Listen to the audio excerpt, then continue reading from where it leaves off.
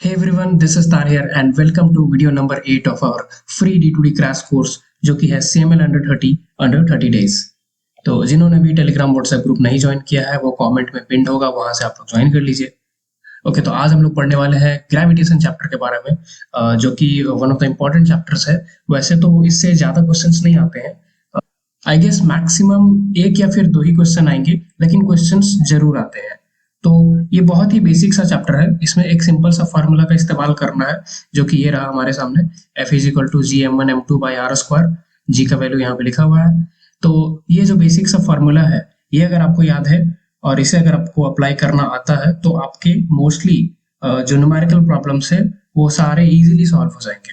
तो फटाफट से हम लोग शुरू करते हैं। पहला क्वेश्चन हमारे पास है कि यूनिट क्या होता है, ग्रेविटेशनल कांस्टेंट का यूनिट क्या होता है। हाँ, तो आप लोग कमेंट कीजिए, मैं यहाँ पर आंसर भी बता दे रहा हूँ जिनको नहीं आ रहा है। तो इसका यूनिट होगा ये लास्ट वाला, ठीक है, डी नंबर इसका सही आंसर है। Next is the value of universal gravitational constant capital G. Capital G का वैल्यू कितना होता है? ओके, तो इसका आंसर है, इसका करेक्ट आंसर है B number. At the centre of the earth acceleration due to gravity is. हाँ, तो सेंटर ऑफ द अर्थ में ग्रेविटी कितना होगा? सरफेस पे तो सबको पता है 9.8 वो तो होता है। सेंटर पे कितना होता है? तो सेंटर पे याद रखना है कि 0 होता है, ठीक है। नेक्स्ट इज, यहाँ पे ऑप्शन नहीं दिया गया। What is the final velocity of the body moving against gravity when it attains the maximum height. हाँ, तो अगर कोई बॉडी वो मैक्सिमम हाइट तक पहुंच गया, जैसे पत्थर उसको ऊपर फेंकती है, तो जब वो मैक्सिमम सबसे ऊपर पहुंच गया तो उस समय उसका वेलोसिटी कितना होगा? ये क्वेश्चन तो मोशन चैप्टर में भी आपने पढ़ा होगा। तो इसका आंसर 0 हो जाता है। Final velocity will be 0। When a body is going upward vertically, the acceleration due to gravity is taken as। अगर कोई बॉडी है वो ऊपर जा रहा है, वर्टिकली ऊपर जा रहा है, तो एक्सेलरेशन ड्यू टू ग्रेविटी का साइन क्या होगा? तो उसका साइन, अगर कोई ऊपर जा रहा है ना, तो साइन याद रखना है कि नेगेटिव होता है। तो कितना हो जाएगा एक्सेलरेशन ड्यू टू ग्रेविटी? -9.8 हो जाएगा, ठीक है।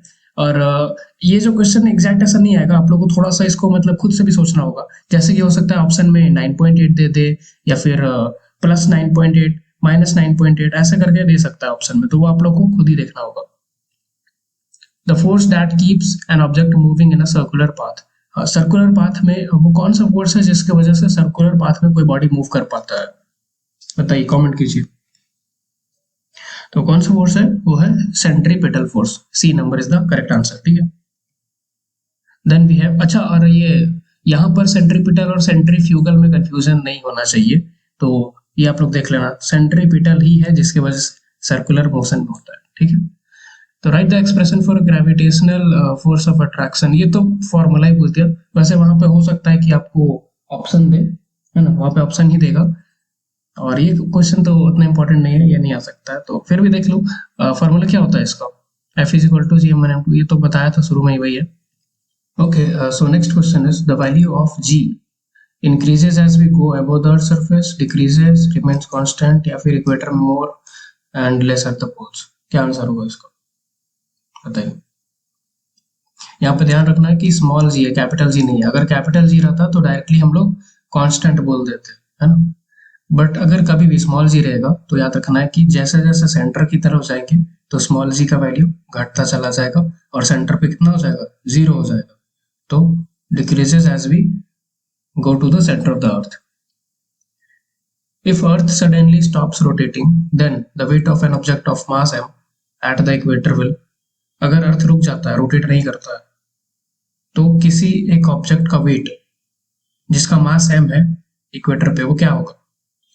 तो वेट क्या हो जाएगा? उसका बढ़ जाएगा, ठीक है। Weight will increase by m omega square r। ये क्वेश्चन आप लोग चाहो तो स्किप कर सकते हो, ये थोड़ा सा लाइक एडवांस लेवल का है, बट आप लोग चाहो तो इसको ट्राई कर सकते हो, है ना। The value of G depend, जैसा कि मैंने बताया था कि कैपिटल जी अगर रहेगा तो वो कांस्टेंट होता है, और अगर वो कांस्टेंट है तो वो किसी भी चीज के ऊपर डिपेंड नहीं करता है। The mass of an object, हाँ यहाँ पे मास लिखा हुआ है ना। एक चीज है मास और एक चीज है वेट। अगर वेट रहेगा तभी वो डिपेंड करेगा, मास कभी भी डिपेंड नहीं करता है किसी चीज के ऊपर, मास सबका फिक्स्ड होता है। तो मास अगर आ गया तो डायरेक्टली बिना सोचे हमें कांस्टेंट कर देना है। If the distance between two bodies is doubled, हाँ ये बहुत इंपॉर्टेंट क्वेश्चन है, ठीक है। 12 नंबर जो क्वेश्चन है ना, ऐसा ही टाइप का क्वेश्चन आता है। तो if the distance between two bodies is doubled, the force of the gravitational attraction between them क्या होगा? तो ये कैसे कैलकुलेट करते हैं? इसको कैलकुलेट करेंगे हम लोग वही gm1m2 by r स्क्वायर, वही वाला फार्मूला है। वहाँ पे डिस्टेंस डबल किया गया है, तो जहाँ पर r है वहाँ पर डबल लिख देंगे, 2r लिख देंगे, वैसे करके कैलकुलेट करेंगे। कैलकुलेट करने के बाद फाइनली जो आपका आंसर आएगा वो है रिड्यूस टू 1/4। ठीक है, आप लोग इसको ट्राई करना, आंसर ले आना और फिर कमेंट करके बताना। The force of gravitation between two bodies does not depend on, force of gravitation किस चीज के ऊपर नहीं डिपेंड करता है। Product of their mass as gravitational constant separation, तो ये भी फार्मूला के ऊपर ही है। फार्मूला में क्या क्या है? r है, हाँ, सेपरेशन कांस्टेंट एक g है, हाँ है, product of masses m1 m2 है, सम ऑफ देयर मासेस तो कहीं पर नहीं है ना। So the correct answer will be हमारा sum of masses does not depend on sum of masses. The value of gravitational acceleration at the center of the earth, centre में क्या होगा ग्रेविटेशनल एक्सेलरेशन का वैल्यू? सो जैसा कि मैंने बताया था, अगर ग्रेविटेशनल एक्सेलरेशन पूछ रहा है मतलब कौन सा है, ये स्मॉल जी है ना। स्मॉल जी का क्या बताया था मैंने कि जैसे जैसे सेंटर पर जाएंगे वो कम होता जाएगा, और यहाँ सेंटर पे पूछ रहा है मतलब आंसर इज 0। ठीक है, the weight of an object on moon, moon का वेट कितना है WM, और its weight on earth is WE। एक ऑब्जेक्ट है जिसका मून पे वेट WM है, और वही अगर उसको हम लोग अर्थ पे देखेंगे तो WE है। तो इसमें से कौन सा करेक्ट है? तो इसको भी आप लोग सेम वही फॉर्मूला अप्लाई करके बना देना। आंसर फाइनली आप लोग आएगा पहला नंबर, यानी कि मून पे कितना होगा 1/6 होगा। ठीक है, the distance between two bodies become 6 times the usual distance. ये जो भी है ना 6 टाइम्स या फिर ये हो गया वो हो गया, ये बहुत इंपॉर्टेंट क्वेश्चन, तो ये सब बहुत अच्छे से आप लोग देख लेना।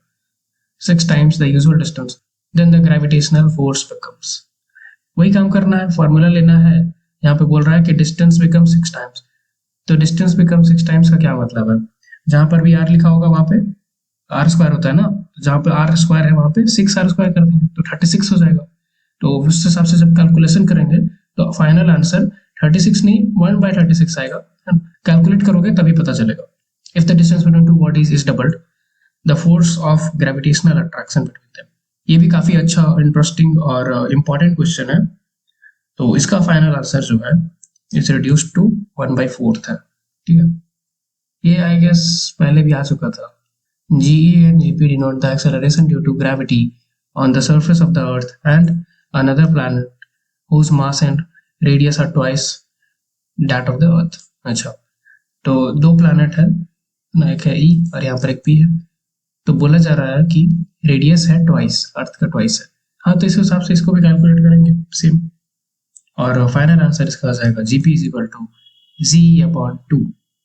Universal law of gravitation gives the gravitational force between, universal law जो है वो किस चीज के ऊपर देता है? अपना जो ग्रेविटेशनल फोर्स है वो किसके बीच में बताता है? तो अर्थ एंड पॉइंट के बारे में, अर्थ एंड सन के बारे में, कोई दो बॉडी या फिर दो चार्ज बॉडी के बारे में। ये लॉ किसी भी बॉडी के लिए वैलिड है जिसमें कुछ मास हो। तो ऐसा ऑप्शन कहीं दिख रहा है? C नंबर दिख रहा है, any two bodies having some mass, कोई भी बॉडी हो मास है तो ग्रेविटेशनल लॉ वहां पे वैलिड है।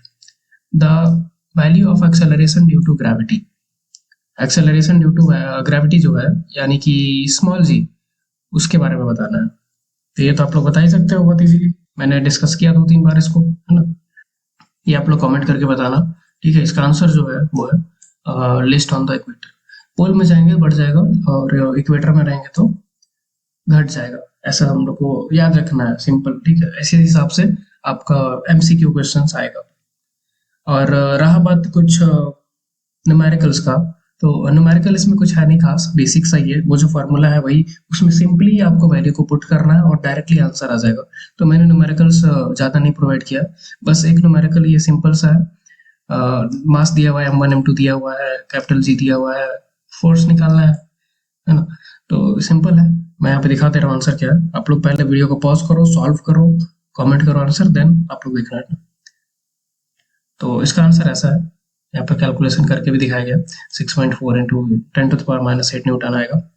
और एक लास्ट में मैंने ऐड किया था, ये जानबूझ करके ऐड किया हूँ, ये थोड़ा सा लाइक ऊपर लेवल का है, बट मैं चाहूंगा कि आप लोग ट्राई करो।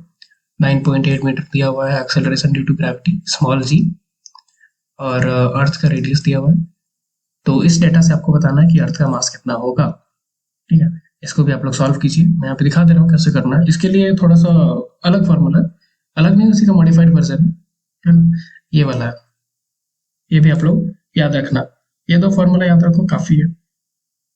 सो द आंसर इज, इसके लिए डी हो जाएगा, और इसके लिए तो 6.4, इसमें ऑप्शन नहीं है ना, 6.4 ठीक है। हाँ, तो यही तक है, this is it for now.